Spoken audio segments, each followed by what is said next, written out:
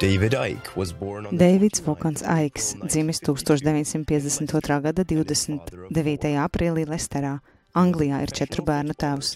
Līdz 21 gada vecumam bijis profesionāls futbolists, bet pēc tam kļuvis par sporta reportieri dažādās raidu organizācijās un BBC raidījuma Newsnight un sporta raidījuma Grandstand vadītāju. Pēc dziļas garīgas pieredzes 1990. gadā viņš sāka publicēties un paust nepopulārus un nepieņemtus viedokļus un perspektīvas. Viņš ir sarakstījis vairāk nekā 20 grāmatas un bestsellerus, tostarp Viss, kas jums būtu jāzina, bet ko jums neviens nekad nav teicis. Un cilvēces rasa nekrīt ceļos. Pēdējās 10 gadus Deivids Aiks ir bijis pilna laika pētnieciskais žurnālists un izveidojis savu tīmekļa vietni davidaik.com, savu straumēšanas platformu Iconic un savu sociālo tīklu. Viņš lasa lekcijas un veido ziņu raidījumus, kuros analizē sakarības starp aktuālajiem pasaules notikumiem un spēkiem, kas stāv aiz tiem. Jau 1998. gadā Deivids Aiks brīdināja par ekskluzīvu elektroniskās pasaules valūtas ieviešanu un pasaules armiju, kas arvien vairāk paplašinās uz austrumiem. Viņš arī paredzēja plānu apgādāt iedzīvotājus ar mikročipiem un padarīt tos kontrolējumus. 20. gadā viņa kanāli YouTube, Facebook un Twitter bija bloķēti, jo viņš dalījās ar informāciju un viedokļiem, kas atšķīrās no oficiālā stāsta par koronavīrusa politiku. Tajā laikā viņa videoklipi bija skatīti vairāk nekā 30 miljonu reižu. 22. gada novembrī Deividam Aikam uz vairākiem gadiem tika anulēta iebraukšanas atļauja visās 29 Šengenes valstīs, lai viņš nevarētu uzstāties miera mītiņā Amsterdamā. Šodien, pēc 34 gadiem, Deivids Aiks ar savas mēdīju platformas palīdzību turpina atmaskot sazvērstības teorijas plašsaziņas līdzekļos, politikā un citās varas jomās. Viņš ir publicējis vairāk nekā 20 grāmatas un uzstājies vairāk nekā 25 valstīs. Viņa sociālajos kanālos ir vairāk nekā 900 000 abonentu. Šodien Deivids Aiks sniedz mums savu vērtējumu par pasaules tirānijas kontekstu un tās viltībām.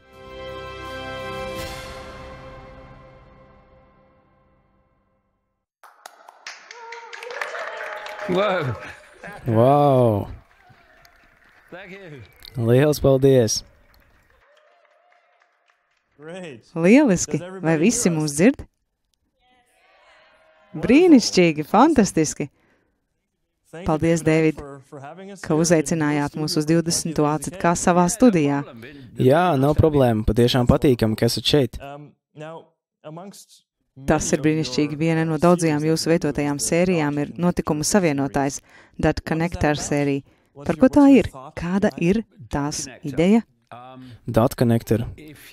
Ja uz pasauli raugās kā uz nejaušu notikumu virkni, tad tiem nav jēgas. Kāpēc viņi dara tā? Kāpēc viņi to dara šādā veidā? Kāpēc viņi nedara šādi? Būtu taču daudz labāk, ja viņi to darītu šādā veidā, un tā tālāk un tā tālāk. Kāpēc tas tā notiek? Bet, kad jūs šos punktus, šos notikumus savienojat, jūs saprotat, ka patiesībā tie visi ir savstarpēji saistīti. Un ziniet, cilvēki par mani reizēm saka, jūs visā saskatāt sazvērstību. Nē, es to nedaru. Es redzu vienu sazvērstību, kuras mērķis ir pārvērst pasauli globālā distopijā. Un šai sazvērstībai ir bezgalīgi daudz aspektu un formu, bet patiesībā tā ir šī viena sazvērstība. Tas ir gigantisks tīkls, un tas burtiski attiecas uz to, ko es saucu par globālo sektu. Tas ir globāls slepeno biedrību tīkls, kas darbojas no ārpuses vai to ēnā, kuri, kā izskatās, vada pasauli. Tas ir tiešām interesanti. Nākamajos jautājumos mēs to aplūkosim sīkāk, jo šajā intervijā es gribētu izmantot sava veida punktu savienošanas stilu, kurā mēs aplūkojam dažādas šķietami nesaistītas tēmas un noskaidrojam, kā tās ir saistītas. Tātad, kā jau jebkurā labā sarunā, sāksim ar pirmo punktu - laika apstākļiem. Šī ir bijusi lieliska vasara, vai ne? Jā, tiešām tā bija. Diezgan vēsa, vismaz šeit Vācijā. Kāda tā bija Lielbritānijā? Jā, apkura bija ieslēgta. Es sēdēju mētelī pie televizora. Jā, šeit bija vareni silti. Bet, ziniet, tā vienkārši ir klasika. Man ir tāds teiciens. Pazīsti gala mērķi, un tu redzēsi ceļu uz turieni. Ar to es gribu teikt, ka jums ir jāzina, uz kurieni mūs ved. Tie soļi, kas mūs turp ved, kļūs dienu pēc dienas, nedēļu pēc nedēļas, arvien labāk saskatāmi. Un plānotais rezultāts ir tāds, ka mēs dzīvosim centralizēti, diktētā globālā distopijā, kurā galu galā nav pat ievēlētu politiķu, bet ir tikai tā sauktā tehnokrātija, ko veido iecelti cilvēki, iecelti birokrāti.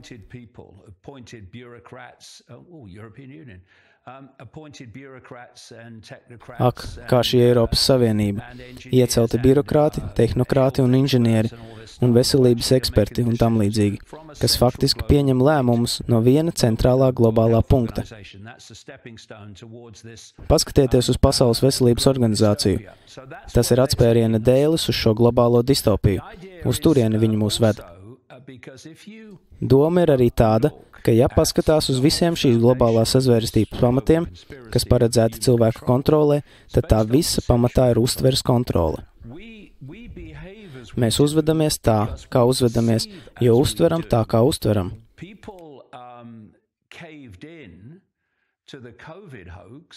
Cilvēki ļāvās Covid afērai, jo uzskatīja, ka runa ir par bīstamu vīrusu. Un viņi ticēja, ka viltus vakcīna, kas pēc iepriekšējiem kritērijiem vispār nav vakcīna, ir veids, kā viņus glābt no bīstamā vīrusa. Šī uztvere lika cilvēkiem visā pasaulē pakļauties fašistiskiem ierobežojumiem. Tātad, ja mēs vēlamies šādi kontrolēt uzvedību, tad ir jākontrolē uztvere. Un ja mēs kontrolējam uzvedību, tad tas ir tas, ko mēs kopīgi saucam par cilvēku sabiedrību.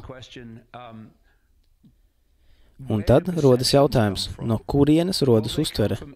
Un tā nāk no informācijas, ko mēs saņemam, neatkarīgi no tā, vai tas ir ziņu raidījums, Facebook ieraksts vai personīgā pieredze. Tieši tā.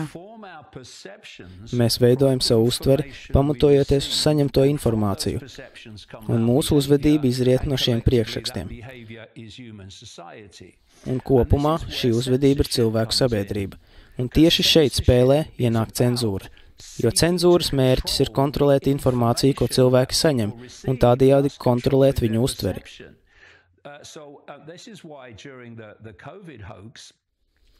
Tieši tāpēc Covid apreibuma laikā ik viens, kurš apšaubīja oficiālo naratīvu un pēc tam arī oficiālo naratīvu par viltus vakcīnu, tāpat kā es, tika dzēsts no vispār pieejamā interneta, no YouTube, no Facebook un tā tālāk.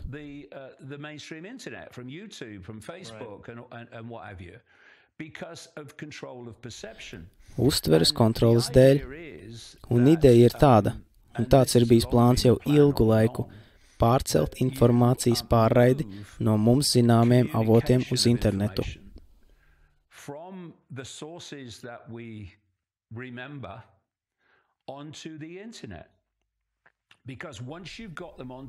Jo tiklīdz tie ir publicēti internetā, jūs varat algoritmiski noteikt, ko cilvēki redz vai dzird. Līdz pat tādam līmenim, ka tie var aizliegt publicēšanu internetā. Nemaz nerunājot par to, ka pēc tam, kad tās jau ir tiešsaistē, tās var atkal izņemt. Viņi var novērst publicēšanu, izmantojot atslēgvārdus un tā tālāk. Sākot ar jautājumu par laikapstākļiem, mēs uzreiz savienojam to ar visiem pārējiem punktiem, kas patiesībā visi ir daļa no tā paša tramplīna, kas liek nonākt pie globālās distopijas. Tātad, kāpēc globālā sasilšana? Tagad tās ir klimata pārmaiņas, jo siltāks nekļūst.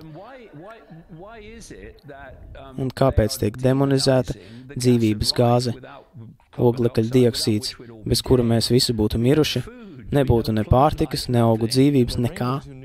Un viņi to ir pacēluši jaunā līmenī. Šobrīd ziņās ir daudz ziņu par iespējamiem nāves gadījumiem, kas saistīti ar karstumu. Tie parādās visur, es to lasīju vēl pavisam nesen. Jā, tieši tā. Ņujorkā aptuveni 2% no visiem nāves gadījumiem vasarā ir saistīti ar karstumu. To oficiāli raksta plašsaziņas līdzekļi. Kas te notiek? Tas nebūtu noticis apvienotajā karalistē šovasar, Runājot par laikapstākļu izraisītiem nāves gadījumiem, visvairāk cilvēku mirst no augstuma, bet par to arī ir runa, vai ne?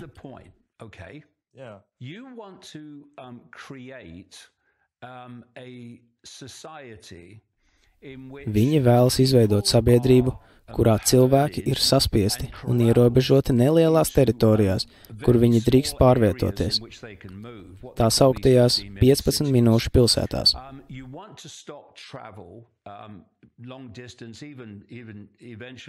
Viņi vēlas nepieļaut ceļošanu lielos attālumos un galu galā pat daudzus īsos ceļojumus. Viņi vēlas izmainīt globālās sabiedrības veidu. Kāds ir globālās sabiedrības pamats ekonomikā un mūsu dzīvesveidā?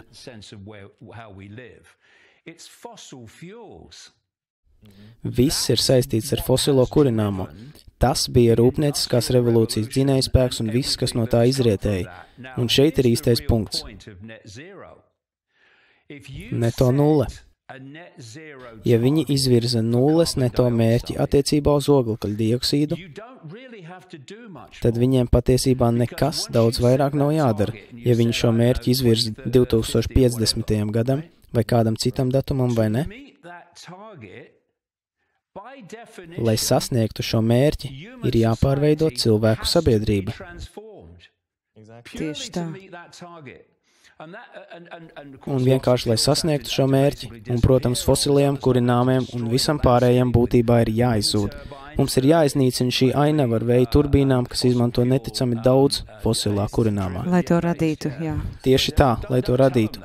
Bet nesakiet jūs viņiem to, jo mums ir jāizraisa šī histērija. Mēs visi nomirsim, lai sasniegtu šo mērķi. Jo šis mērķis tieši to arī sasniegs. Tas izmainīs cilvēku sabiedrību. Un, lai to panāktu, ir jāmainās ļoti daudzām lietām. Ir krasi jāsamazina automašīnu skaits.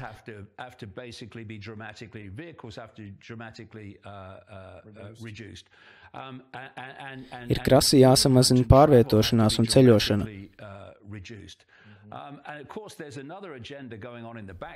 Un, protams, fonā ir vēl viena programma.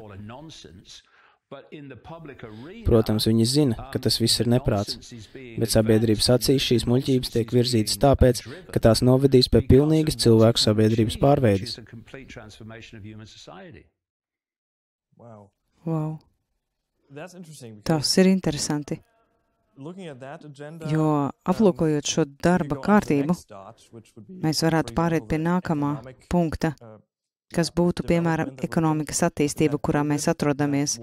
Mums bija Covid, mums ir kari ar visām šīm sankcijām, kas tiek piemērotas, mums ir Fed, kas uztur augstas procentu likmes un viss pārējais. Un mēs redzam, ka tas būtībā iznīcina ekonomiku visā pasaulē, vai vismaz mēs to jūtam Vācijā. Cilvēki tiek atlaisti no darba, un pat lielie farmācijas un tehnoloģiju uzņēmumi, kas patiesībā gūst miljardus un miljardus un investē tajos, atlaiž cilvēkus un sūdzas, ka zaudē miljardus un tam līdzīgi. Kas te notiek?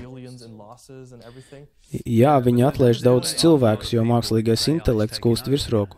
Tātad, jautājums ir, vai ekonomika laika gaitā atveseļosies, vai arī tas ir tas plāns, vai aiz tā ir kāds mērķis, vai viņi vēlas vājināt ekonomiku, kas te notiek? Atkal, pazīsti mērķi un tu ieraudzīsi ceļu uz to.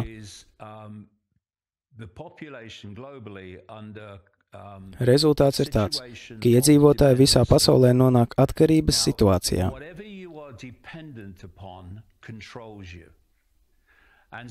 Lai no kā jūs būtu atkarīgi, tas jūs kontrolē. Un tāpēc šī globālā sekta visās tās izpausmēs, ko sauc par valdību vai kā citādāk, vēlas padarīt jūs atkarīgus no viņiem līdz tādai pakāpei, ka iznīcina ekonomiku un darba vietas ar mākslīgā intelekta un neto nulles palīdzību.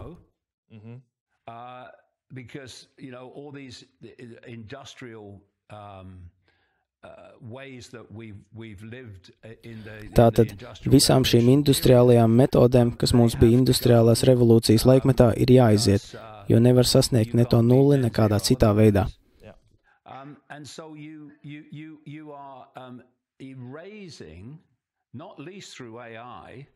Ne tikai mākslīgā intelekta dēļ tiek atcelt iespēja pelnīt iztiku tādā veidā, kā mēs to pazinām 90. gados.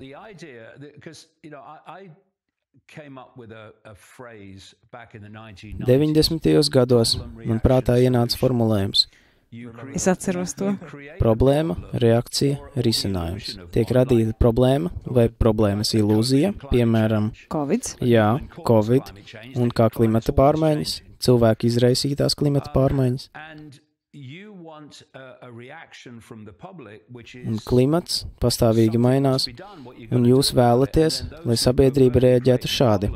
Kaut kas ir jādara, ko tur var darīt, un tad tie, kas slepeni ir radījuši problēmu vai tās ilūziju, piedāvā risinājumu problēmai, ko paši ir radījuši. Tātad, ja jūs pārdodat ilūziju par cilvēku izraisītām klimata pārmaiņām, tad jūs varat piedāvāt risinājumu. Mainīt cilvēku sabiedrību, lai glābtu mūs no cilvēku izraisītām klimata pārmaiņām. Lūk, tā tas darbojas. Attiecībā uz ekonomiku ideja ir tāda, ka viņi liek pazust darba vietām, arī ar mākslīgā intelekta palīdzību, un tad viņi saka, ak, mēs esam patiešām jauki cilvēki, mēs esam panākuši, ka jūsu darba vietas izzūd, bet mēs esam patiešām jauki cilvēki, tāpēc mēs jums maksāsim universālus garantētus ienākumus, universālus pamatienākumus. Katru mēnesi jūs saņemsiet čeku no valdības. Tā gan būs bada alga, bet jūs saņemsiet čeku no valdības. Un šī atkarība no valdības būs saistīta ar nosacījumiem, jo, ja jūs gribēsiet būt renegāts, atkritējs, pret valdību un pret distopiju, tad jūs nesaņemsiet savu garantēto pamatienākumu. Kā citādi jūs varēsiet likt pārtiku uz galda, jo visi citi veidi un līdzekļi, kā to darīt, būs atcelti. Un tāda ir ideja. Tas ir tā, it kā viņi izmestu makšķeri un pēc tam sāktu to tīt atpakaļ. Un ja paskatās uz to, kas Covid laikā notika apvienotajā karalistē, tad viņi ir aizslēguši valsti, kas ir nodarījis neticamu kaitējumu ekonomikai. Daudziem maziem uzņēmumiem nācās bankrotēt, jo viņi gribēja atbrīvoties no mazajiem uzņēmumiem, pat no vidējiem.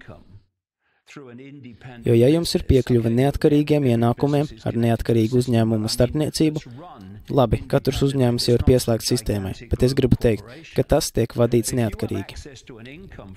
Nav milzīgas globālas korporācijas. Ja jums būtu pieejami šādi ienākumi, tad jūs nebūtu atkarīgs no valdības. Bet ja viņi likvidē visas šīs neatkarīgās darba vietas un padara jūs atkarīgus no valdības, lai nopelnītu maizi, tad viņi jūs kontrolē. Viņi jūs kontrolē caur šo atkarību, tas ir tas, ko viņi grib panākt.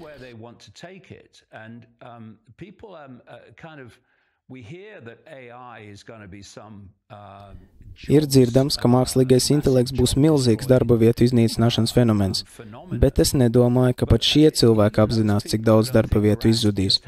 Un no otras puses, kad mēs runājam par šīm kopsakarībām un par to, ka atkarība nozīmē to pašu, ko kontrole, tad tas ir iemesls, kādēļ viņi iznīcina pārtikas apgādi. Tāpēc viņi vēršas pret lauksaimniekiem. Tieši tāpēc, jo īpaši šajā valstī, kur pie varas nu pat ir nākusi šī smieklīgā trakā leiboristu valdība Keira Starmera vadībā, viņi vēlas milzīgas lauksaimniecības zemes platības apbūvēt ar saules enerģijas parkiem un vēja turbīnām. Jūs varat redzēt, kā pret lauksaimniekiem vēršas tādās valstīs kā Nīderlande un Vācija. Un kurš ir lielākais lauksaimniecības zemes īpašnieks Amerikā? Bills Gates. Bills Gates, tieši tā. Ķīnieši arī iepērk lielu daļu Amerikas lauksaimniecības zemju. Tātad būtībā viņi kontrolē pārtikas ražošanu. Un ja pārtikas apgāde ir atkarīga no avotiem, kurus tu pats nekontrolē, tad tu esi atkarīgs no šiem avotiem un spēkiem. Un tas ir tas, līdz kam tas aizvedīs. Runa ir par globālas atkarības un globālas kontrolas radīšanu.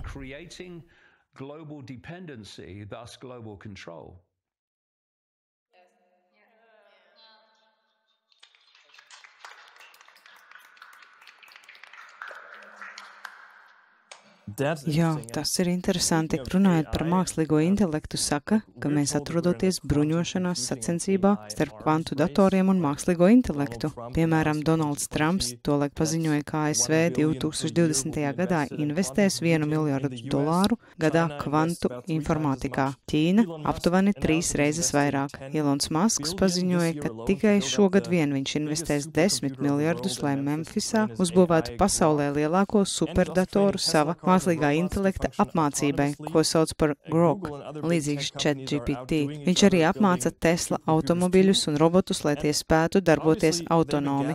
Arī Google un citi lielie tehnoloģiju uzņēmumi pārspēja viens otru un būvē superdatorus, un acīm redzot, tie jau gadiem ilgi vāc un glabā datus no miljardiem viedi tālruņu. Un tagad rodas jautājums, vai šīs valstis patiešām darbojas viena pret otru bruņošanās sacensībā? Nekādā gadījumā. Un vai viņi visi patiešām strādā, lai sasniegtu kādu kopīgu mērķi? Un ja jā, tad kāds tās būtu? Jā, jums ir pilnīgi taisnība. Redziet, tā ir lielā krāpšana. Politikā ir kreisie pret labējiem, bet pamatā tie visi ir draugi. Es gribu teikt, ka daži no viņiem var patiešām būt citās domās, bet daudz no viņiem galvenie, jeb atslēgas cilvēki ir draugi. Kad Donalds Trumps 2016. gadā uzvarēja vēlēšanās, katru reizi, kad viņš kāpa uz skatuves, tika skandēts: ak, ieslēdziet Hillariju, ieslēdziet Hillariju. Un viņš pievienojās: ieslēdziet Hillariju, ieslēdziet Hillariju. Hillary Clintone. Uzreiz pēc viņa uzvaras vēlēšanās viņam jautāja, vai viņš ieslodzīs cietumā Hillary Clintone. Un viņš atbildēja: ak, nē, viņa ir brīnišķīga. Mums ir jāciena viss, ko viņi ir izdarījuši šīs valsts labā un tam līdzīgi. Tās viss ir muļķības. Es gribu teikt, ka Clintone, kad viņa bija demokrāta prezidenti Baltajā namā, un Buši, kuri bija prezidenti gan pirms viņiem, gan pēc viņiem, viņi bija draugi. Es domāju, ne tikai draugi, viņi bija daļa no noziedzīgas organizācijas, narkotiku kontrabandas operācijas, kas notika no Menas lidostas un citām vietām Arkansasā, kad Clintons bija Arkansasas štata gubernators. Tātad tas, ko mēs redzam politikā, kreisajā un labajā, ir teātris. Tas ir izklaides teātris, vai ne? Bet tas ir domāts, lai mēs ticētu politiskajai sistēmai un ik pēc 4 vai 5 gadiem balsojot kaut kādā veidā kontrolētu to, kas vada valdību.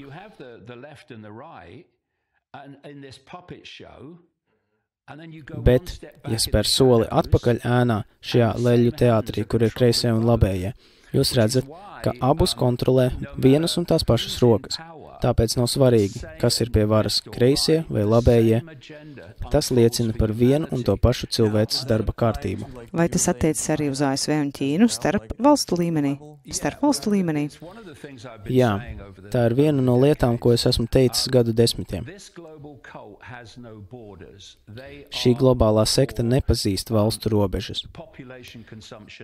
Tās pastāv tikai tāpēc, lai eksploatētu iedzīvotājus. Tas vēlas, lai jūs ticētu, ka pastāv dažādas valstis ar dažādiem mērķiem, bet tā nav.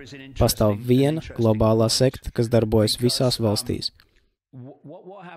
Ķīna tomēr ir interesants gadījums, jo par to, kas tur notika, esmu detalizēti rakstījis vairākās grāmatās. Mao revolūcija bija globālās sektas revolūcija. Viņš bija globāls sektu aģents, un šīs revolūcijas iemesls bija izveidot slēgtu sabiedrību, kāda tā bija ļoti ilgu laiku. Zināmā mērā tā joprojām ir, bet ne tāda, kāda bija agrāk.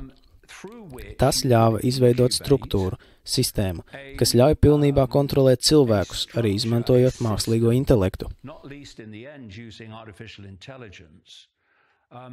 Un tiklīdz jūs to esat pilnveidojis un ieviesis Ķīnas līmenī, tad jūs to ieviešat visā pasaulē, vai ne?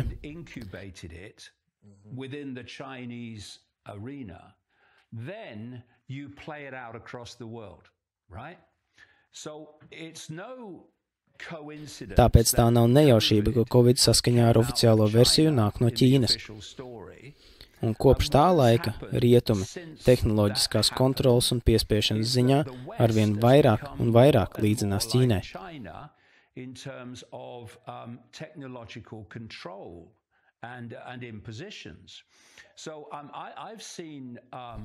Un es esmu redzējis dokumentālās filmas, kurās kāds cilvēks tika izsūtīts uz Ķīnas pilsētas ielām.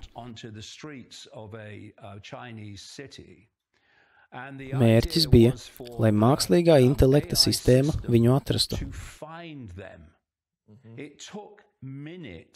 Tas aizņēma tikai dažas minūtes. Un kas notiek Ķīnā? Tā ir globālās sistēmas inkubators. Kā es jau gadiem ilgi esmu teicis, ja vēlaties zināt, kas rītdien ir plānots rietumos, paskatieties uz Ķīnu šodien. Viņiem ir sociālā kredītu sistēma, kurā cilvēki tiek uzraudzīti visu diennakti. Katrā pilsētā ir miljoniem kameru. Un ja jūsu uzvedība atbilst valdības prasībām, tātad jūs būtībā pakļaujaties un darāt to, ko viņi saka, jūs saņemat kredītpunktus. Ja jūs to nedarāt, jums tos atņem. Un kādā brīdī jūs vairs nespējat funkcionēt parastajā sabiedrībā. Jūs vairs nevarat ceļot ar vilcienu, jūs vairs nevarat lidot ar lidmašīnu.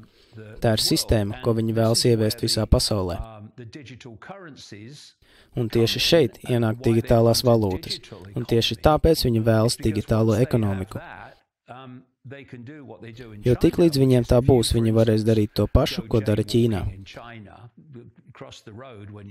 Piemēram, ja jūs Ķīnā ejat pāri ielai pie sarkanās gaismas, lai gan to nevajadzētu darīt, pat ja netuvojas neviena mašīna, jūs varat saņemt soda naudu, pirms vēl esat nonācis mājās. Nauda tiek ieturēta no jūsu bankas konta, izmantojot digitālo sistēmu, un tāds ir plāns. Jūs zināt tās kameras, kas ir uzstādītas visās pilsētās. Londonā mums ir tāda krāpniecība, ko sauc par ULEZ, īpaši zemu emisiju zona, un viņiem ir visas šīs kameras, un tās maksā 12,5 mārciņas. Ja jums ir nepareizs transporta līdzeklis un jūs vienkārši braucat ar savu auto, braucat pie savas mājas, ja jūs braucat garām kamerai, tad jums uzreiz jāmaksā 12,5 mārciņas dienā, ja jums nav pareizā transporta līdzekļa. Šīs visur izvietotās kameras nav paredzētas ULEZ uzraudzībai. Tā ir kāja durvīs, vai ne? Tās ir numura zīmju kameras, lai uzraudzītu 15 minūšu pilsētas. Un aizlieguma zonas, kurās cilvēkiem ir jādzīvo, lai glābtu mūs no klimata pārmaiņām. Tātad visas šīs lietas ir saistītas. Un ziniet, 2008. gadā, kad notika banku krahs, es teicu, jūs dzirdēsiet par nākamo plānoto krahu uz Marsa.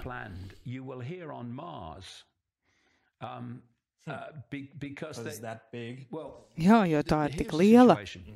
Tas ir process, problēma, reakcija, risinājums. Kamēr status quo ir kārtībā, neko nevajadzētu labot, ja tas nav sabojāts. Ja cilvēki nāk un saka, mēs gribam ieviest to, mēs gribam ieviest šo, viņi teiks, nē, viss ir kārtībā, mums tas nav vajadzīgs, vai ne?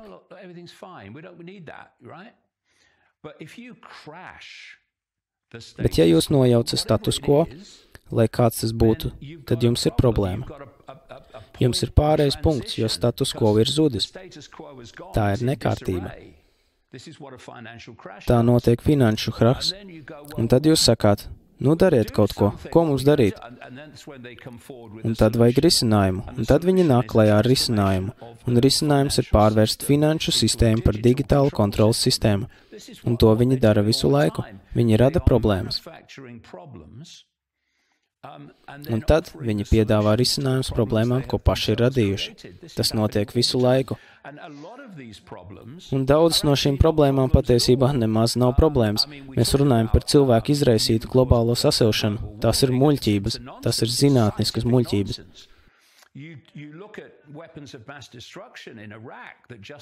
Paskatieties uz masu iznīcināšanas ieročiem Irākā, kas attaisnoja šo postošo iebrukumu Irākā. To nebija. Bet jums radās iespējas, ka tāda bija, jo to nepārtraukti atkārtoja arī plašsaziņas līdzekļi, un tāpēc viņi iebruka.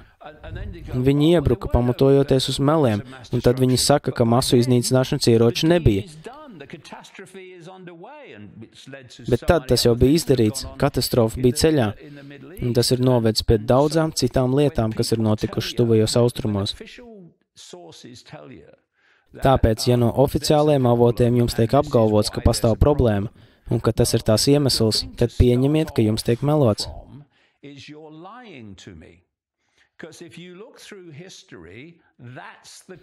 Jo, ja jūs skatīsieties vēsturē, tas ir kopīgs pavadiens.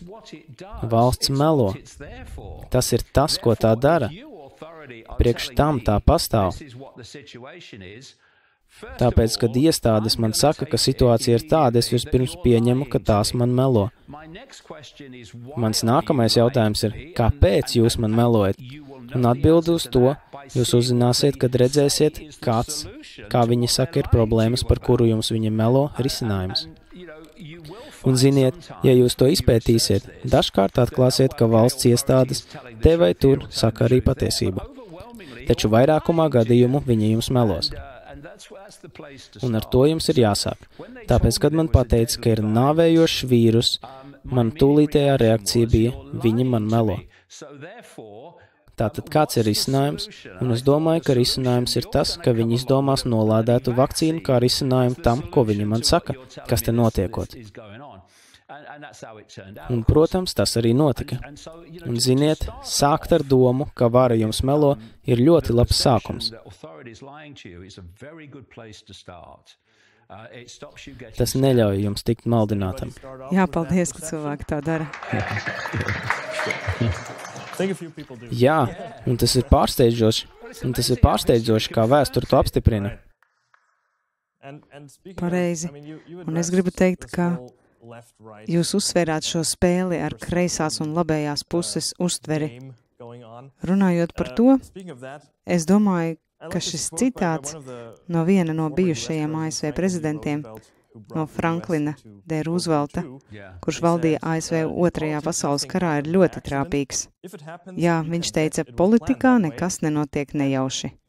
Ja kaut kas notiek, varat derēt, ka tā tas bija plānots. Un ja jūs ņemat šo citātu un paskatāties uz Trumpu un viņa uzvedību un uz to, kā mēdīja ar viņu tagad rīkojas, pat ņemot vērā nesenos notikumus.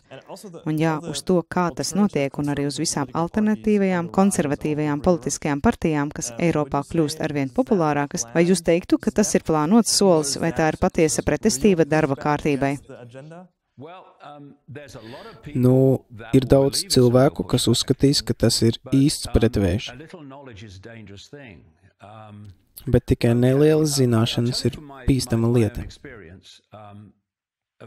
Labi, es jums pastāstīšu no savas pieredzes. Es šajā jomā darbojos jau 35 gadus. Ap 1990. gadu, kad es sāku strādāt, vēl nebija alternatīvo mēdīju. Tie nepastāvēja. Es redzēju, kā tie attīstījās, īpaši pēc 11. septembra. Tie auga ļoti ātri, un pēc tam attīstījās tālāk.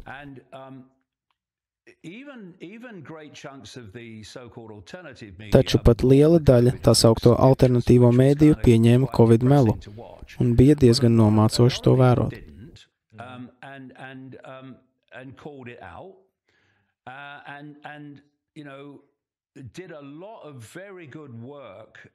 Taču daudzi cilvēki to nedarīja un atklāti to nosodīja, kā arī paveica ļoti labu darbu, lai informētu cilvēkus, ka šī vakcīna viņiem nenāks par labu. Kāpēc? Tāpēc, ka tai nevajadzētu būt. Tādējādi šī sekta nonāca dilemmas priekšā, jo daudziem cilvēkiem džins sāka pamest pudeli.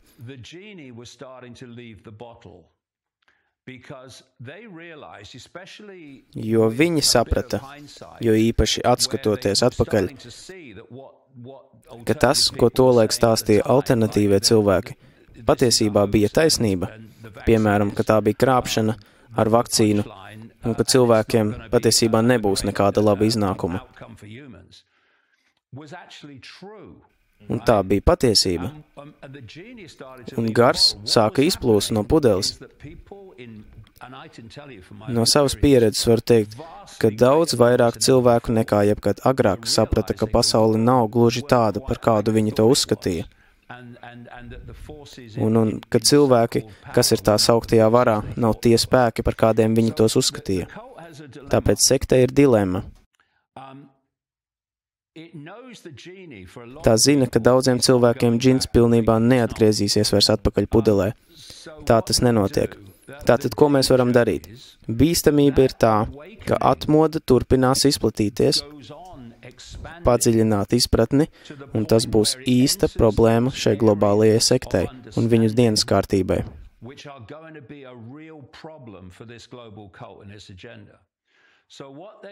Tāpēc tas, ko viņi ir izdarījuši, un es to esmu novērojis, ka viņi ir piesaistījuši daudzus cilvēkus šiem alternatīviem plašsaziņas līdzekļiem, kuru iepriekš pirms Covid tur nebija. Viņi tos nav izveidojuši. Pētniecībā viņi nav ieviesuši neko jaunu. Viņi tikai pārcelā veco un sauc to par pilnīgi jaunu tēmu un atklāsmi. Ja?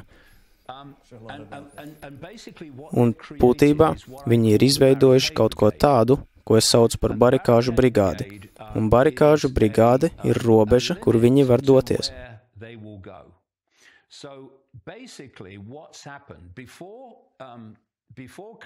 Pirms Covid un tā laikā daudzi cilvēki alternatīvajos plašsaziņas līdzekļos saprata, ka tas ir kreiso un labējo marionešu šovs, un ka tā ir viena un tā pati vara, kas darbojas caur abām. Šīs infiltrācijas rezultātā alternatīvo mēdīju kodols, kas saņem visu algoritmu vadīto reklāmu X un tam līdzīgās vietās un ģenerē visu finansējumu, ir regresējis atpakaļ uz leļu teātri. Tātad, ja paskatās uz alternatīvo mēdīju mainstreamu, tas tagad ir labējā politika. Tas ir tas, kas tas ir. Un labējā politika, kas saka, ka mums ir glābējs. Šajā gadījumā tas ir Trumps, vai ne? Viņš grasās nosusināt purvu. Atvainojiet, kā? Cilvēks, kurš visu mūžu ir peldējies tajā, tagad gatavojas to nosusināt? Ko?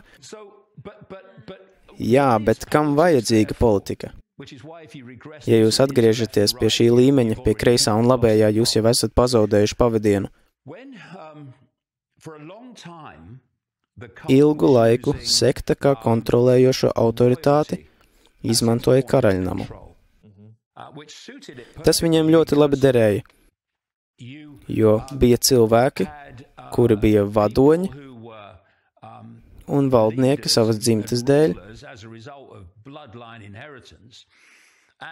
un bija viens valdnieks.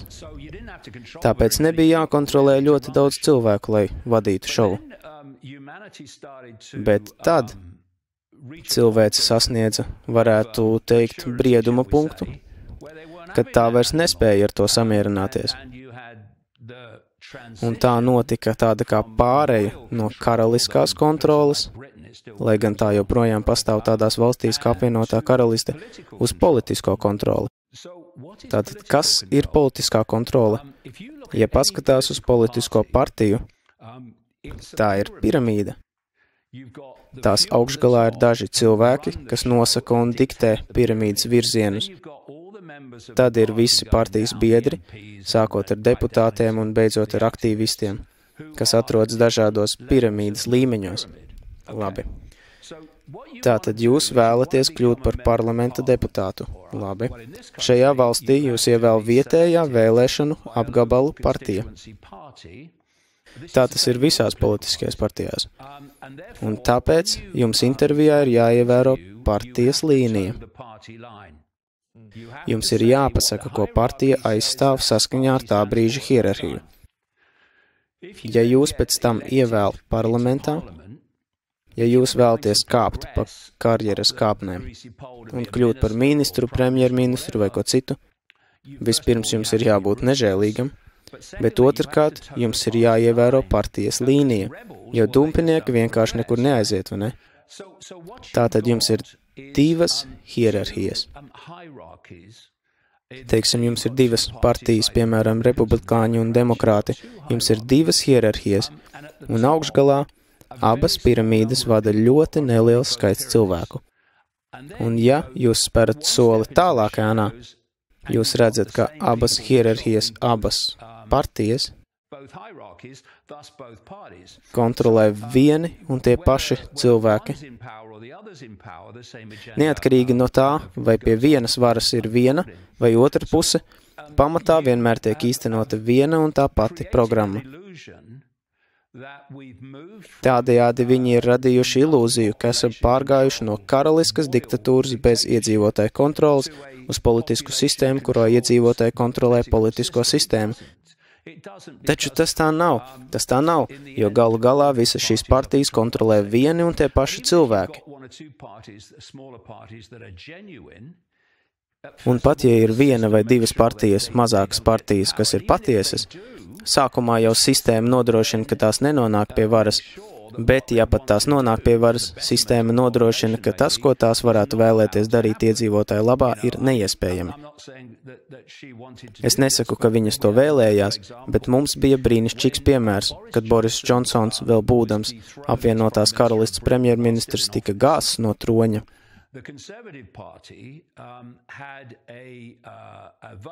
Konservatīvā partija sarīkoja biedru balsojumu, lai izlemtu, kuram būtu jākļūst par jauno konservatīvās partijas līderi. Pēc definīcijas tas kļūtu par premjerministru, neievēlētu premjerministru, un viņi balsoja par sievieti vārdā Līza Trasa. Līza Trasa nebija sektas izvēle. Sekta vēlējās Rišī Sunaku. Līza Trasa nāca amatā, un viņa bija premjerministre ar īsāko pilnvaru termiņu vēsturē, jo viņa izraisīja finanšu krīzi akciju tirgū un Londonas Cityjā. Viņai nācās atkāpties, jo valdīja finanšu haoss. Un viņa teica, ko tagad darīsim? Rišī Sunaks, un sekta uzvarēja. Tātad, ja jūs kontrolējat sistēmu, jūs varat atturēt pat sirsnīgus cilvēkus no tā, ko viņi patiešām vēlētos darīt. Un tāda ir situācija, un tāda ir politika.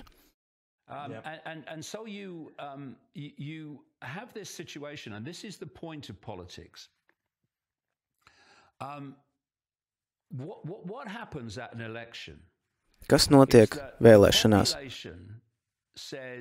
Vēlēšanās tauta saka, es balsoju par jums, jūs to paveiksiet, un nākamos 4 vai 5 gadus jūs sēžat un cerat, ka viņi to darīs, bet viņi to nedara, jo nav nekāda līguma, kas paredzētu, ka viņi darīs to, ko viņi saka, vai arī to, ko viņi saka, ka darīs. Viņi patiesībā nedara, kad ir pie varas. Tiklīdz viņi ir pie varas, viņi vienkārši dara, ko vēlas. Jā, nav atbildības. Jā, nav atbildības, bet tieši par to ir runa. Pēdējās vēlēšanās par Trumpu nobalsoja aptuveni 74 miljonu cilvēku. Viņi deva Trumpam savu varu. Ne pēdējās vēlēšanās, bet 2016. gada vēlēšanās viņi deva Trumpam savu varu. Es domāju, ka apmēram tikpat liels skaits nobalsoja otrās vēlēšanās, kurās oficiāli uzvarēja Baidens. Tieši tā. Bet aptuveni 74 miljonu cilvēku. Vai jūs sasniegsiet vairāk balsojumu par Trumpu, kurš ir tikai vēl viens sektas pakalpiņš ar citu retoriku un tēlu?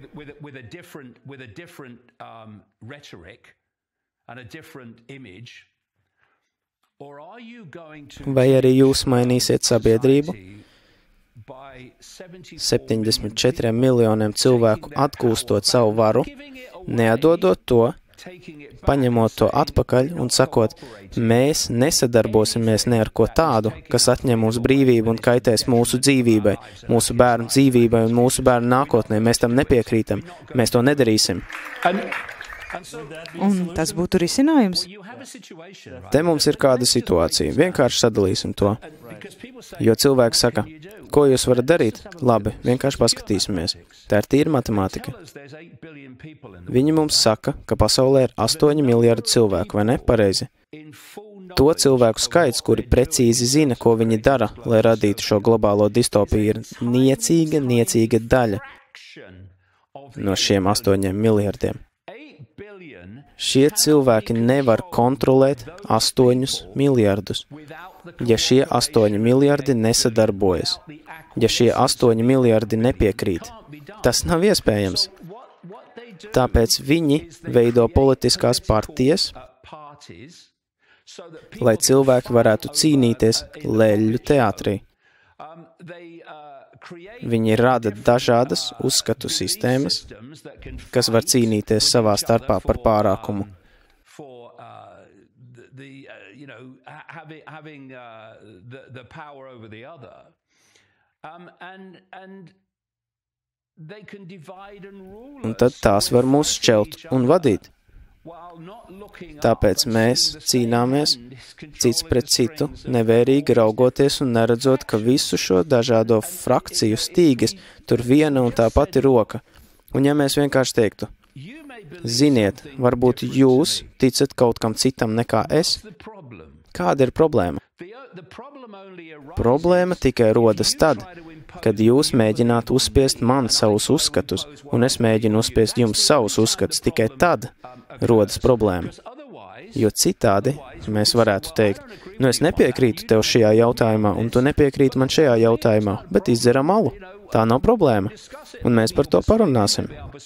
Varbūt tu mani vari pārliecināt, varbūt es tev pārliecināšu, bet tā nav problēma, nav par ko strīdēties.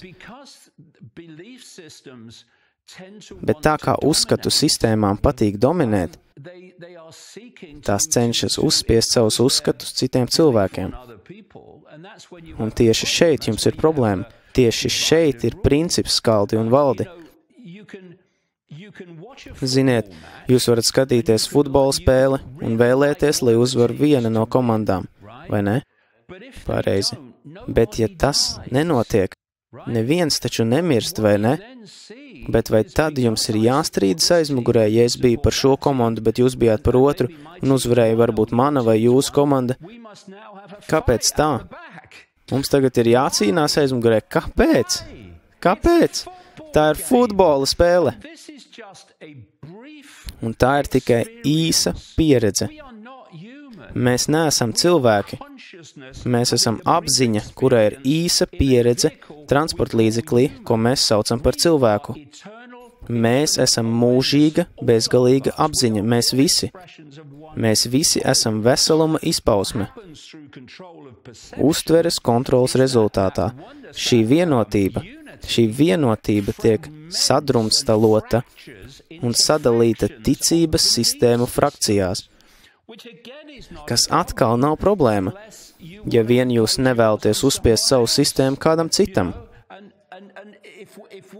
Un ja mēs vienkārši pārtrauktu cīnīties viens pret otru un respektētu to, ka otram ir cits skatījums, cits dzīvesveids nekā mums pašiem.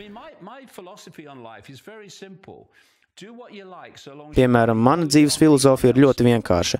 Dariet, ko vēlaties, ja vien jūs to nevienam neuzspiežat, ne psiholoģiski, ne fiziski, vai ne?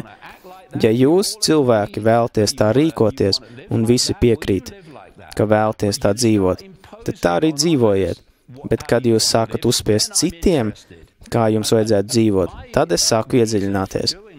Un mans iemesls, kāpēc es daru to, ko es daru, nav tāpēc, ka cilvēkiem ir jādzīvot tā, kā viņi vēlas, tas ir tāpēc, ka tas ir uzspiests cilvēkiem, kuri nevēlas tā dzīvot. Ja jūs ceļojat pa pasauli un dodaties uz Dienvidu Ameriku, Centrālu Ameriku, Āziju, vienalga reģioniem vai Āfriku, jūs atradīsiet daudz cilvēku, kuriem klājas slikti.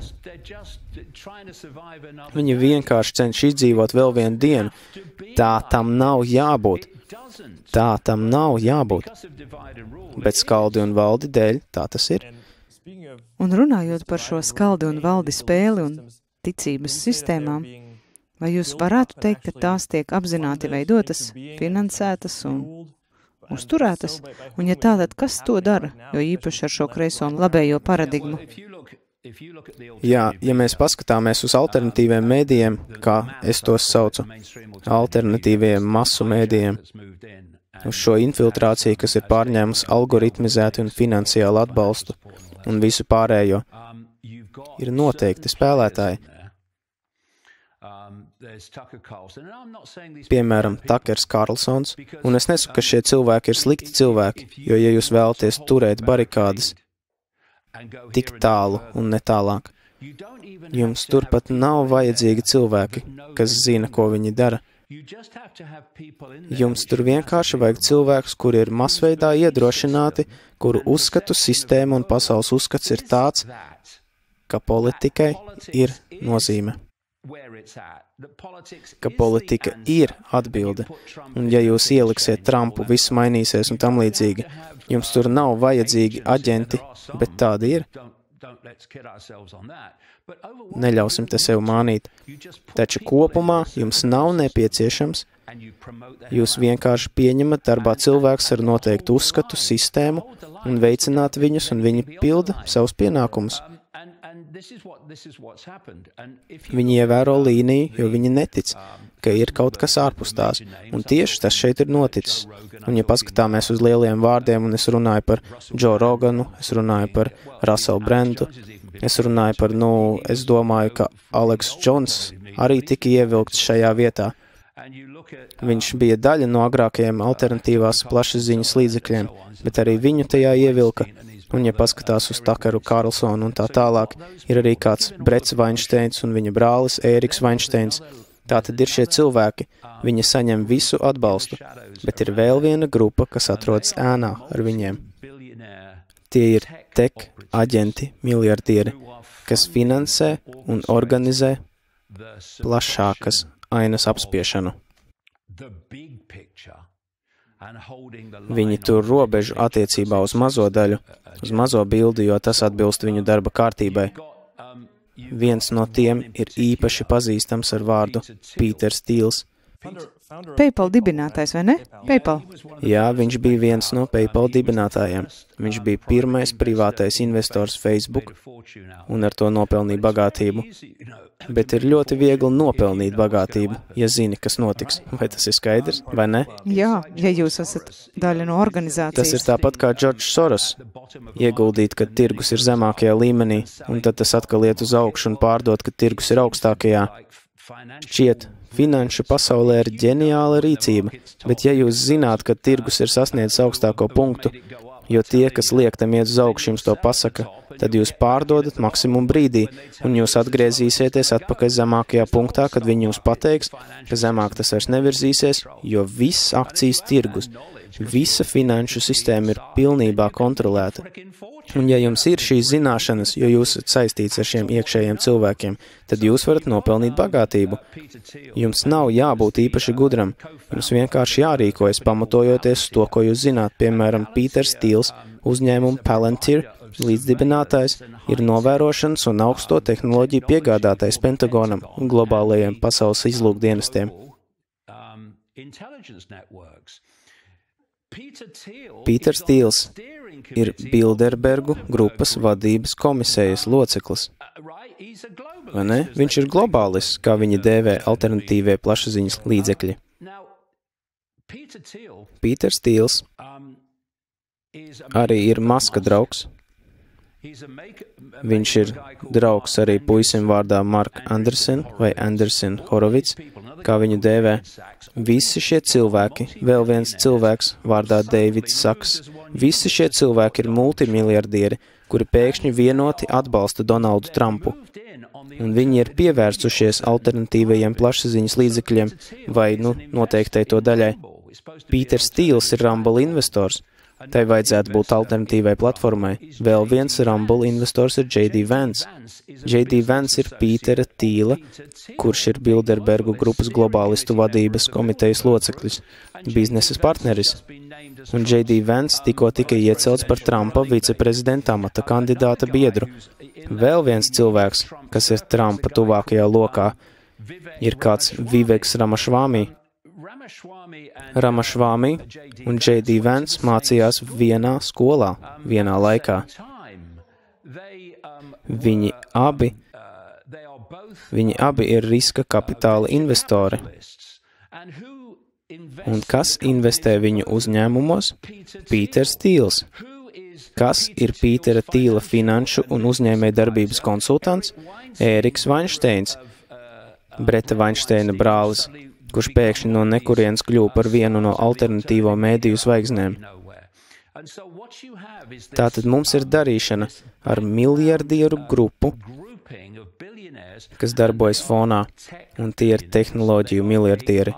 Viņi ir mākslīgā intelekta miljardieri. Un to, ko viņi dara, ir organizēt situāciju, kurā viņi kontrolē valdību līdz tādam līmenim, lai panāktu to, ko viņi vēlas attiecībā uz mākslīgā intelekta ieviešanu. Un J.D. Vance ir nopelnījis bagātību ar tehnoloģiju investīcijām, izmantojot savu tīla subsidēto uzņēmumu. Ziniet, tas ir klubs, ko teica Džordžs Kārlins, tas ir liels klubs, un jūs tajā nesat, tas ir tā, kā tas ir. Tā tas notiek. Un ja jūs nesat šīs organizācijas biedrs, tāpēc es vienmēr esmu strādājis viens, nekad neesmu strādājis nevienā grupā, jūs to zinat. Un tas ir galvenais, ir daži lieliski alternatīvie žurnālisti, kas domā ārpus rāmjiem,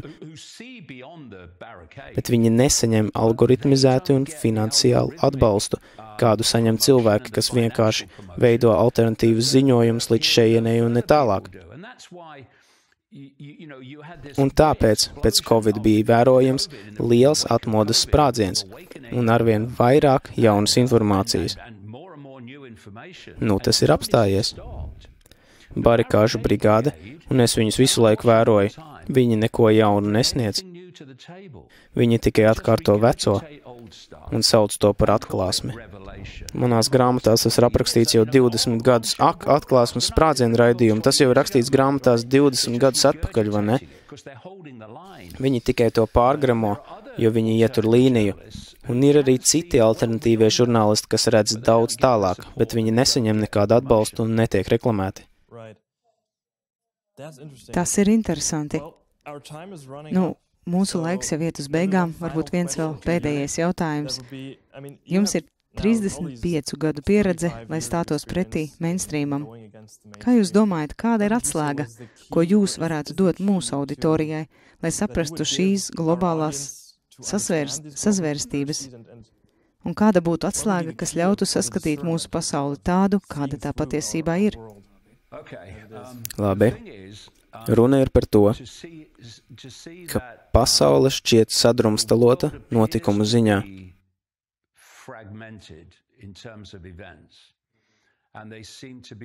Un tie notikumi šķiet nejauši, bet tā nav.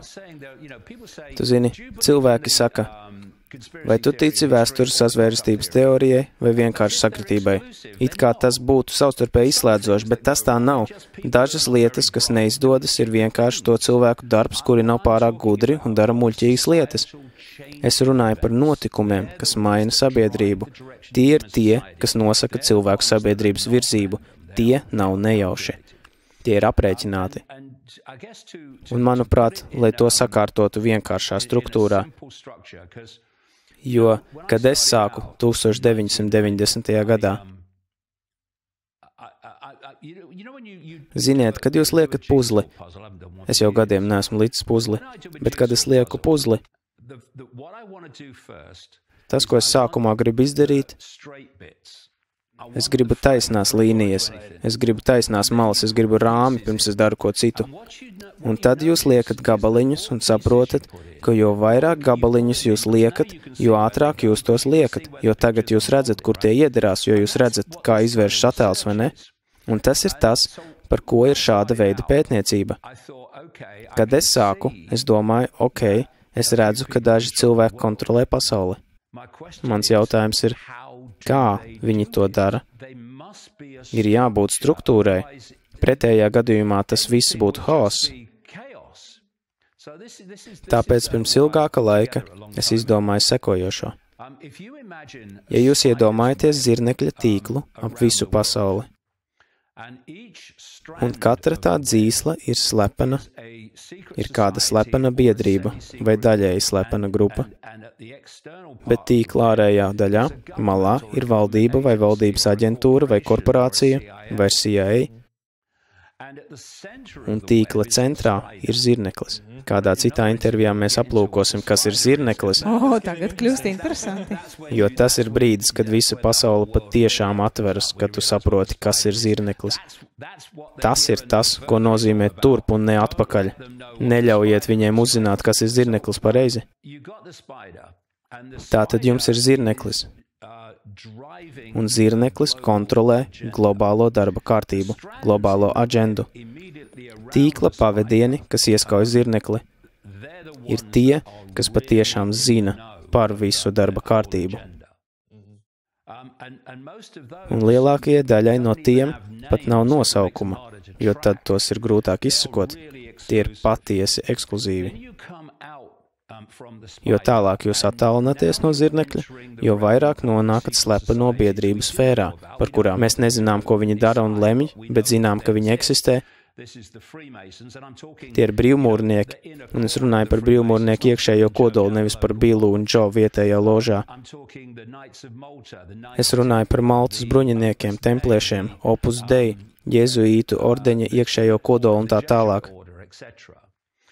Un tas joprojām ir slepeni. Un visas šīs organizācijas ir stingri sadalītas nodaļās. Tāpēc tikai dažiem cilvēkiem kādā no šo organizāciju augšgaliem ir pārskats par patieso dienas kārtību. Pārējo zināšanas tiek apspietas atkarībā no tā, cik dziļi piramīdā viņi atrodas. Būtībā to sauc par zināšanu grādiem. Un tad, kad jūs iznākat ārā, joprojām slepenībā jūs sasniedzat to, ko es saucu par virsotni. Virsotne ir vieta, kur dienas kārtība, kas nonāk no slepenajām sabiedrībām, sasniedz punktu, no kura jau tā tiek iznesta pasaulē caur valdībām, valdību aģentūrām, izlūkdienestiem, NVO, Pentagonu un visām šīm lietām. Šajā punktā, šajā virsotnē, atrodas Pasaules ekonomikas fórums. Šeit jūs atradīsiet Bilderbergu grupu. Šeit jūs atradīsiet šo bieži Sorosa finansēto NVO eksploziju. Šeit jūs atradīsiet ideju laboratorijas, kā tās sauc, un to darbu. Un atkal tie ir sadalīti departamentos, tāpēc lielākajai daļai cilvēku zemākajos līmeņos nav ne jausmas, pie kā tie pieder. Un viņu darbs, viņu uzdevums ir izvest darba kārtību no ēnas un padarīt to atklātu, ietekmējot valdības politiku, korporatīvo politiku un sabiedrisko politiku kopumā. Un to Pasaules ekonomikas fórums dara lieliski, vai ne? Tieši to Bilderbergu grupa dara. Pīters Stīls ir tās vadības komitejas loceklis. Tieši tā, J.D. Vance, ak jā, tieši tā es domāju. Tātad šeit viss ir saistīts. Kad jūs ienākat šīs ainas pasaulē, iedzīvotājiem šķiet, ka tur ir nejauši uzņēmumi, nejaušas organizācijas, nejaušas valdības un visādas citas lietas, vai ne? Taču, ja tu pārzini zirnekļa tīklu, tu saproti, ka tie nebūtu nav nejauši. Jebkura organizācija, vai tā būtu Pasaules veselības organizācija, Facebook, Twitter vai kas cits, ja tajā iedziļināsieties pietiekami dziļi, tā būs saistīta ar zirnekļa tīklu. Jūs sasniegsiet organizācijā to punktu, kur tas savienojas ar zirnekļa tīklu. Un šajā punktā, šajā līmenī, tas viss ir viena un tā pat organizācija. Tātad Pasaules veselības organizācija teica, jums ir jātic šim Covidam, vai ne? Uzreiz, un ja jūs nezināt par zirnekļa tīklu, tas ir mazliet pārsteidzoši, bet Silicon Valley uzņēmumi, piemēram Facebook un YouTube, uzreiz paziņoja, mēs cenzēsim ikvienu, kas būs pretrunā Pasaules veselības organizācijas Covid versijai.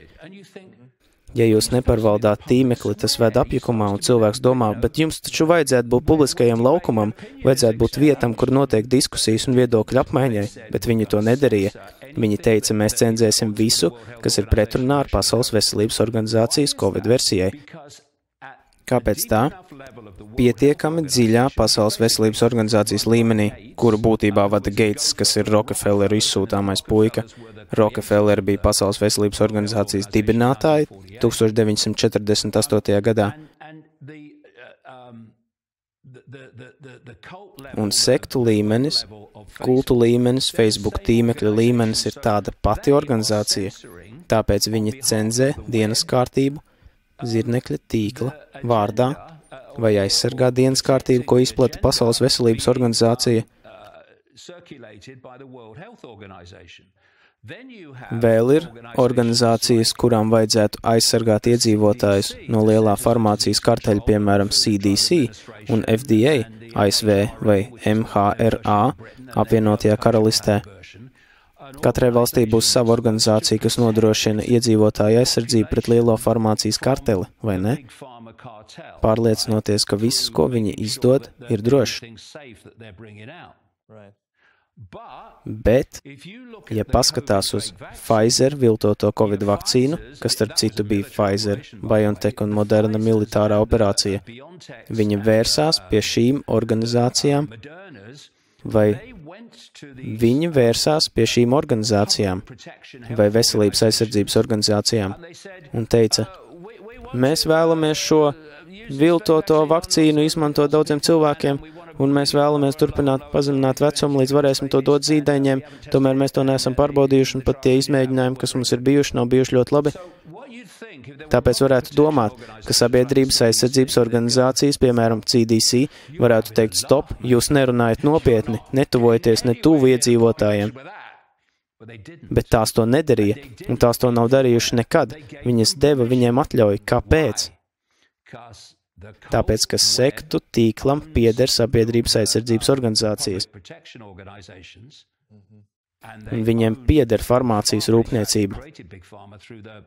Patiesībā viņi ir radījuši farmācijas rūpniecību ar Rockefelleru, J.D. Rockefelleru un viņam līdzīgu cilvēku starpniecību. Un, ja paskatās, kā tas darbojas, redzam, kas notiek. Sekta vēršas pie sektas un lūdz atļauju virzīt sektas programmu. Lūk, kā tas darbojas. Un, diemžēl, alternatīvo plašsaziņas līdzekļu galvenā daļa ir regresējusi un vairs to nesaprot tā, kā agrāk. Un tāpēc tā, iespējams, ved iedzīvotājus pa citu ceļu, bet tā nenovēršami ved uz tās pašas kraujas malas. Jo tas ir svarīgs punkts. Jūs to minējāt pašā sākumā. Masks saka, ka mākslīgais intelekts varētu būt cilvēces gals. Tajā pašā laikā viņš rada arvien vairāk un vairāk mākslīgā intelekta, lai to darītu. Tagad bija laiks, es to atceros, kad alternatīvie mēdīji viņu apgānīja. Viņi teica, pagaidiet, Maska kungs, jūs esat šefs visiem, kas rada šo mākslīgo intelektu. Tagad viņi katru nedēļu zemajā orbītā raida satelītus, 10 000 satelītu, kam viņiem ir atļauja, bet uz Zemes viņi šauj 4G, 5G un tā tālāk un rada šo elektromagnētisko mākoni, ar kuru viņi grib savienot cilvēkus. Un tas nodara lielu kaitējumu cilvēkiem to iemeslu dēļ, kurus es esmu izklāstījis savās grāmatās. Un jums ir šī Neuralink darbība, kurā jūs vēlaties savienot cilvēkus ar mākslīgo intelektu, un jūs sakāt, ka mākslīgais intelekts varētu būt cilvēces gals. Un viņš saka, protams, jā, mākslīgais intelekts varētu būt cilvēces gals, tāpēc mums ir jāsavienojas ar mākslīgo intelektu, lai mēs varētu glābt cilvēci. Tas ir muļķības. Tā saka alternatīvie mēdī, vai ne? Un ka tiek virzīta transhumanisma programma. Kas tad notika? Viņš nopirka Twitter un pārvērta to par X. Un pēkšņi visa Maska atmaskošana pazuda, jo viņš ļāva daudziem cilvēkiem līdz zināmam punktam kaut ko teikt. Ja aiziesiet pārāk tālu, tiks ieviests klajs ēnu aizliegums, un es zinu, par ko tas ir. Jūsu lapā var būt 640 000 sekotāji, bet lielākā daļa no viņiem neredz jūsu ziņas. Tā tas darbojas. Un tā kā viņš tagad ir kļūs par vārda brīvības dievu,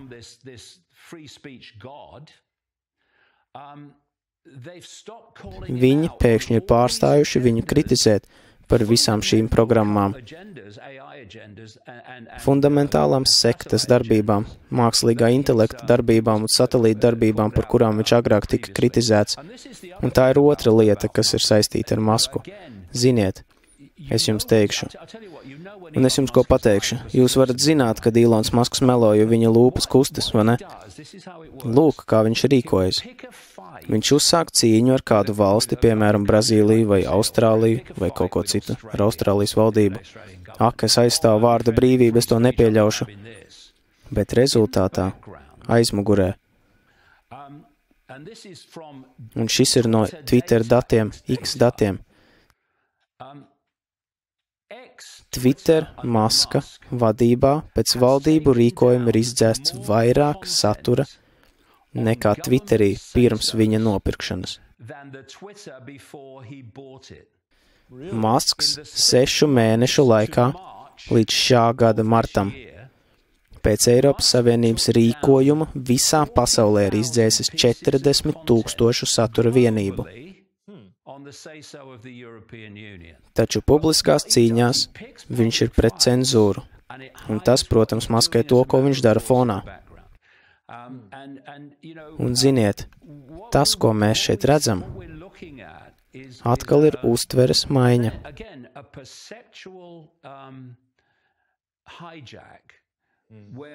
Tāpēc, ka viņš stāsta labu stāstu, un tāpēc, ka cilvēkiem ir atļauts pateikt vienu vai divas lietas Twitterī, visa viņa virzītā darbība pēkšņi saņem brīvu atļauju.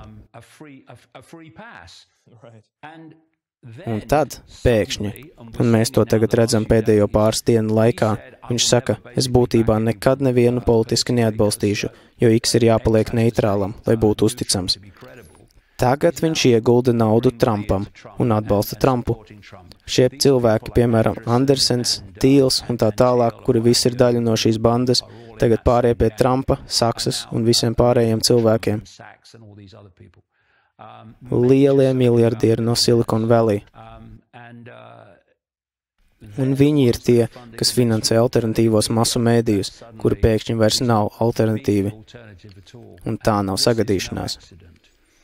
Un tā, man tagad ir 72 gadi. Un man nav nekāda cita iemesla to darīt, kā vien tas, ka es nevēlos, lai pasaule būtu tāda, kādu to vēlas šie cilvēki, lai tā būtu tiem, kas būs šeit, kad es aiziešu. Un neatkarīgi no tā, kādus apvainojumus es saņemu no alternatīviem masu mēdījiem un to sekotājiem, es turpināšu tos nosodīt, jo ir tik svarīgi zināt, kā ārpus politiskās. Beyond the political.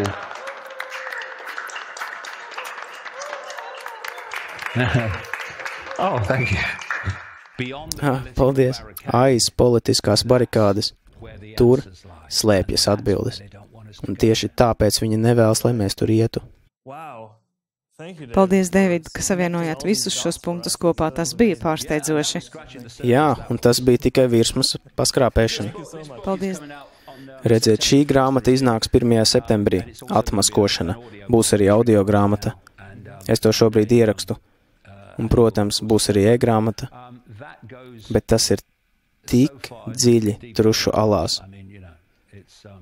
Saprotiet, kad cilvēki sapratīs, kas slēpjas aiz politiskās arēnas, runājot ne tikai par sazvērestības plašumu, bet arī par to, kas mēs patiesībā esam,